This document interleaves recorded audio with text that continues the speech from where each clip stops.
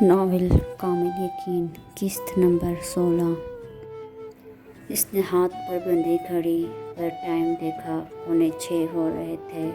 اس کے دل کو کچھ ہوا، بے چینی سے اٹھ کھڑا ہوا اور پارک کے چکر لگانے لگا۔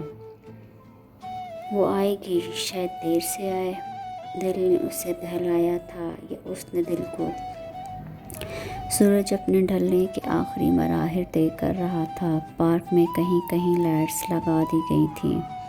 وہ پارک میں تمہارا انتظار کر رہا ہوگا سکین۔ شاذل کو وہ کل بتا چکی تھی کہ مثال نے اسے پارک میں ملنے کو بلایا ہے۔ اسے لاؤنج میں رکھے صوفے پر بیٹھے دیکھ کے شاذل بولا، تو کیوں کر رہا ہے؟ میں نے تو نہیں کہا اسے انتظار کرنے کو۔ جواباً سکین بولی، تم کیوں خود اپنے اور اس کے ساتھ ایسا کر رہی ہو؟ اور وہ جو اتنے سال اس کا انتظار کرتی رہی، کیا یہ سب کرنے کے لیے؟ کیوں فضول کی ضد باندھے بیٹھی ہو؟ اپنی تو چھوڑو، تم اس کی محبت، اس کے صبر اور انتظار کا یہ صلہ دے رہی ہو۔ شاذل کو اس کی بے حسی پر سخت غصہ آ رہا تھا۔ میں نہیں، وہ خود اپنے ساتھ ایسا کر رہا ہے، تنگ کر کے رکھ دیا ہے اس نے۔ کیوں خود کو اور مجھے اذیت دے رہا ہے؟ وہ جیسے آگ پر بیٹھی تھی، غصے سے پھٹ پڑی۔ اسے ایک ہی زاویے میں اسی بینچ پر بیٹھے بیٹھے 6 گھنٹے ہو چکے تھے۔ کئی بار اس نے اپنی آنکھوں کو رگڑا بھی تھا۔ صاحب، آپ شام سے یہاں بیٹھے ہیں، کیا کسی نے آنا تھا؟ چاٹ والا جو شام سے مثال کو اکیلے بیٹھے مضطرب دیکھ رہا تھا، اب جب اپنا سامان بند کر کے گھر کی راہ لیتے وقت پوچھ بیٹھا، زندگی ختم ہونے کا انتظار کر رہا ہوں، مثال نے بیزارگی سے جواب دیا۔ کچھ بولنے کا ارادہ ترک کر کے وہ چاٹ والا منہ بسورتا ہوا اپنی راہ کو ہو لیا۔ مثال نے پھر گھڑی کی طرف دیکھا۔ اگر آپ کی گھڑی خراب ہو چکی ہے تو میں ٹائم بتا دیتا ہوں، رات کے 12 بج رہے ہیں۔ سلمان جو شام سے اس پر نظر رکھے ہوا تھا، شک تھا کہ وہ سکین سے ہی ملنے آیا ہے۔ اس کی آواز پر مثال چونکا۔ تم میری جاسوسی کر رہے تھے؟ وہ انتہائی روڈ لہجے سے بولا۔ جب کسی کے کام ایسے ہوں تو اس پر نظر رکھنی پڑتی ہے۔ آنٹی کو بلانا پڑے گا کیونکہ اب معاملہ حد پار کر چکا ہے۔ میں جس سے چاہوں ملوں، میرے معاملات میں مداخلت کرنے کی ضرورت نہیں تمہیں۔ مثال بینچ پر رکھی اپنی جیکٹ کو اٹھاتے ہوئے بد اخلاقی سے بولا اور اسے مزید کچھ بولنے کا موقع دیے بغیر آگے کو چل دیا۔ Red light, what do you say? I say stop and stop right away. مینا کی آواز پورے ڈرائنگ روم میں گونج رہی تھی۔ مینا، آپ اپنے روم میں جاؤ، سلمان نے مینا کو پاس بلا کر پیار سے کہا۔ اوکے بابا۔ مینا اپنی پوئم بک اٹھا کر باہر کو بھاگی۔ میں اس سے شادی کرنا چاہتا ہوں، آخر مثال نے ہی پہل کی۔ سنا آپ نے آنٹی، ایک ہی ضد ہے اس کی، اتنا سمجھا لینے کے بعد بھی۔ سلمان جو اسی کو دیکھ رہا تھا سمینا زبان سے مخاطب ہوا۔ کل والے واقعے کے بعد ہی سلمان نے سمینا زمان کو فون کر کے کراچی آنے کو کہا تھا کہ مثال کو اب وہی لگام ڈال سکتی ہے۔ وہ آج دوپہر پہنچی تھی اور اب اپنے بیٹے کی انوکھی فرمائش پر حیران و پریشان تھی۔ کتنا ارمان تھا اس کا مثال کے سر پر صحرا باندھنے کا، پر نہ وہ کبھی راضی ہوا اور نہ ہی کچھ بتایا، اور اب یہ سب کچھ۔ سمینا زمان سکتے کی کیفیت میں کچھ بول بھی نہیں پا رہی تھی۔ میں کیا بولوں، اس نے تو مجھے کچھ بولنے کے قابل بھی نہ چھوڑا۔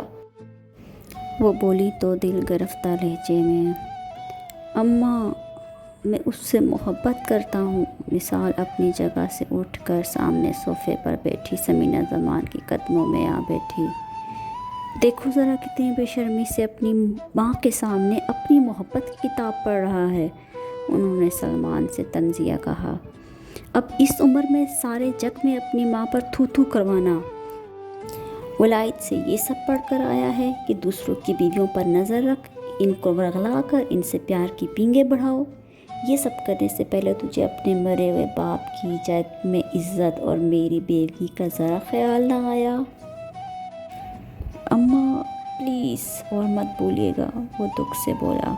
ان کے کڑوے کسیلے طنز اسے تیر کی طرح چھلی کر رہے تھے۔ میں بے غیرت نہیں ہوں، پر اگر سکین نہیں تو کوئی اور بھی نہیں۔ شدت توہین سے اس کا چہرہ اور آنکھیں دونوں سرخ ہوئی تھیں۔ ثمینہ زمان نے بے بسی سے دیکھتے ہوئے کہا، کسی اور کی بیوی پر قبضہ کرنے سے بہتر تم کنوارے ہی اچھے۔ مثال اٹھا اور خاموشی سے ڈرائنگ روم سے نکل گیا۔ مثال رکو، سلمان پکارتا ہوا اس کے پیچھے نکلا، پر تب تک وہ جا چکا تھا۔ ثمینہ زبان کی آنکھیں آنسوں سے لبریز تھیں۔ سارا نے ان کے آنسو پوچھتے ہوئے انہیں اپنے گلے سے لگا لیا۔ اگر تم اماں کے کہنے پر مجھے سمجھانے آئے ہو تو واپس جا سکتے ہو، کیونکہ میں نہیں سمجھنا چاہتا۔ مثال جو دروازہ کھولے کھڑا دہلیز سے باہر کھڑے سلمان پر برسا۔ اچھا پہلے راستہ تو چھوڑو۔ سلمان نے دہلیز سے اندر کو قدم بڑھانا چاہے، جواباً مثال نے بنا کچھ کہے اسے راستہ دیتے ہوئے ڈرائنگ روم کی طرف چل دیا۔ دوست کسی کے کہے بنا بھی ملنے آ سکتے ہیں، سلمان اس کے پیچھے قدم اٹھاتا ہوا ڈرائنگ روم میں رکھے صوفے پر بیٹھتے ہوئے بولا۔ دوست، کل سے پہلے تک تو تم میرے دوست تھے، لیکن کل کے بعد اب دوست نہیں۔ مثال بات کرنے کے دوران صوفے پر بیٹھ چکا تھا۔ اچھا، اب تم ایک لڑکی کی خاطر ایسا کرو گے اپنے دوست سے؟ میں کسی کے ساتھ کچھ نہیں کر رہا، جو کر رہا ہوں اپنے ساتھ، پھر بھی نہ جانے کیوں تم مجھے بیزار کر رہے ہو۔ وہ تلخی سے بولا۔ کیوں آئے ہو اور کیا چاہتے ہو؟ تمہاری فکر ہے، اس لیے تمہارا بھلا چاہتا ہوں۔ اپنی بات پر مثال کے کوئی رد عمل نہ ظاہر کرنے پر سلمان پھر سے بولا۔ تم کیوں آنٹی کو اس عمر میں اتنی تکلیف دے رہے ہو؟ یار یہ کیسی عجیب ضد ہے، کسی کی بیوی کے پیچھے پڑ جانا۔ اچھا چلو، میں تمہارا ساتھ دینے کو تیار ہوں، اب بتاؤ کیا کرو گے، کیسے حاصل کرو گے اسے؟ نہیں جانتا، صرف اتنا جانتا ہوں، وہ نہ ملی تو خود کو ختم کر دوں گا، وہ ٹوٹے ہوئے لہجے میں بولا، اور صوفے پر بیٹھے سلمان کا دل مچل گیا۔ اب کی اور سکین کی فیملی سے اب تک ملاقات نہیں ہوئی، کیا وہ کہیں اور رہتے ہیں؟ شاذل کو مثال نے اپنے ہاسپٹل ملنے کے لیے بلایا تھا۔ مثال نے کافی کا کپ منہ سے لگایا۔ ہماری ایک ہی فیملی ہے، میرے پیرنٹس کا بچپن میں ہی انتقال ہو گیا تھا۔ ان کے بعد سکین کے ماما بابا جو میرے ماما پاپا کے دوست تھے، انہوں نے مجھے پالا۔ سکین کی 2 بہنیں شادی شدہ ہیں اور 6 مہینے پہلے ہمارے ماما پاپا کا انتقال ہو چکا ہے۔ سوری، جان کر افسوس ہوا۔ ویسے آپ دونوں کی شادی کو کتنا عرصہ ہوا؟ شاذل کے بتانے کے بعد اس نے ایک اور سوال داغا۔ میں جانتا ہوں مثال تم کیوں پوچھ رہے ہو، اس نے دل میں سوچا پر کہا کچھ نہیں۔ میری چھوڑو، کچھ اپنی بتاؤ، شادی کیوں نہیں کی اب تک؟ کافی ہینڈسم ہو، لڑکیاں تو مرتی ہوں گی تم پر، پھر بھی کنوارے، ایسا کیوں؟ شاذل نے پوچھتے ہوئے کن اکھیوں سے سامنے بیٹھے مثال کو دیکھا، جس کے چہرے پہ کرب کا سایہ پھیلا تھا۔ اس کا دل چاہا وہ اسے سب کچھ بتا دے۔ بتاؤں گا پھر کبھی، اتنا کہہ کر مثال خاموش ہو گیا اور شاذل کو سکین پر غصہ آیا۔ تم پھر آ گئے؟ مثال کو ڈرائنگ روم میں بیٹھا دیکھ کے سکین چلائی۔ جب جب دل تمہیں دیکھنے کی خواہش کرے گا تب تک میں تمہارا دیدار کو آتا رہوں گا، اس نے مسکراتے ہوئے اس کی بات کے بدلے میں کہا۔ کیسی ہو؟ اس نے پوچھا۔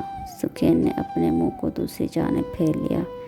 اف یہ ادا، کچھ لوگ غصے میں بھی غضب کے حسین رکھتے ہیں۔ مسکراہٹ اب بھی اس کے چہرے کا طواف کر رہی تھی اور آنکھوں میں شوق سی چمک لیے وہ اسی پر نظریں کیے ہوئے تھا۔ اب پلیز یہاں سے جائیں، وہ عاجزی سے بولی۔ سامنے بیٹھا ہوا شخص اسے خود سے لیے گئے عہد میں ہرانے کی پُر قوت رکھتا ہے، اس کا اعتراف وہ کرتی تھی اور اسی لیے وہ اس شخص کا سامنا نہیں کرنا چاہتی۔ چلا جاؤں گا، پہلے میرے کچھ سوالات کے جوابات مل جائیں۔ میں آپ کے کسی سوال کے لیے جواب دہ نہیں۔ میری آپ سے کوئی پرانی دشمنی تو نہیں جو آپ مجھ سے بات کرتے ہوئے زہر اگلتی ہے۔ اس کے بے مروتی سے کہے گئے لہجے پر مثال نے کہا، دوستی بھی نہیں کہ آپ سے ہنس ہنس کے باتیں کروں۔ اب کہ سکین نے سامنے بیٹھے مثال کی طرف دیکھا اور نگاہیں جم سی گئیں۔ دوستی نہیں، پیار تو ہے، لفظوں میں، تلخ لہجے میں، زہر۔ پر ان آنکھوں کا کیا کرو گی جن میں میرے پیار کی جھلک نظر آتی ہے؟ وہ لفظ پروتا غمگین لہجے میں بولتا اسے اپنے سحر میں جگڑ رہا تھا۔ تو جا کر اپنی آنکھوں کا علاج کروائیں۔ میں صرف اپنے شوہر سے محبت کرتی ہوں، اس نے محسوس کیا، اپنی زبان کو لڑکھڑاتے ہوئے، جھوٹ بولتے ہوئے۔ تم جھوٹ بول رہی ہو، اور ایسا کیوں کرتی ہو؟ میرا دل جلانے کے لیے نا؟ کیا میں پاگل بے وقوف تھا جس نے 10 سال تمہارے انتظار میں گزار دیے، صرف یہ جاننے اور دیکھنے کے لیے کہ تم نے کبھی میرا انتظار نہیں کیا، تم کسی اور کی ہو؟ وہ درد بھرے لہجے میں کہہ رہا تھا۔ اسے سکین کی مسلسل بے رخی ہرٹ کر رہی تھی۔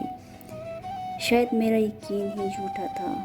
کہہ چکنے کے بعد وہ اٹھ کر کھڑا ہوا اور برق رفتاری سے ڈرائنگ روم سے باہر کی جانب نکل گیا۔ سکین نے اپنے دل کو ڈوبتے محسوس کیا۔ وہ بہت ہارشلی گاڑی ڈرائیو کر رہا تھا۔ آنکھوں سے آنسو متواتر نکل رہے تھے۔ یا اللہ، جب وہ میری تھی ہی نہیں تو مجھے ایسا یقین کیوں دیا کہ وہ میری ہے؟ وہ مجھے ضرور ملے گی۔ کیا میں ہی غلط یقین پالے رہا؟ پر ایسا کیسے ہو سکتا ہے کہ آپ خود سے ہی غلط یقین پال لو؟ وہ تو مجھے دیکھ کر بیزار ہو جاتی ہے۔ اسے یاد آیا امام علی کا قول، جب آپ کسی پر بھروسہ کرتے ہو تو پورا کرو، اور آخر میں آپ کو یا تو ایک سچا دوست ملے گا یا ایک سبق۔ کہانی پسند آئی تو پلیز سبسکرائب کیجیے گا، کمنٹ کیجیے گا، شکریہ، اور نیکسٹ ایپیسوڈ کا انتظار کیجیے گا۔